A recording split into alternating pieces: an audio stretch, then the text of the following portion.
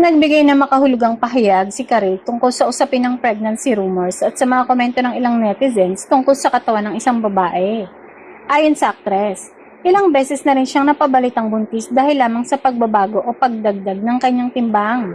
Para kay Karil, walang masama kung sakaling buntis ang isang babae. Gayunpaman, nais siyang ipaalala sa publiko na hindi lahat ng pagbabago sa katawan ay nangangahulugang may dinadalang sanggol ang isang babae.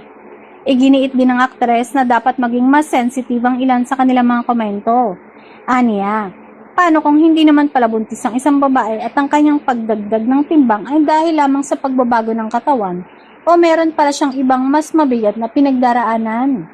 Sa kanyang pahayag, tila nais lamang ni Karil na ipakita na may mga bagay tungkol sa personal na buhay at katawan ng isang tao na hindi dapat basta-basta hinuhusgahan.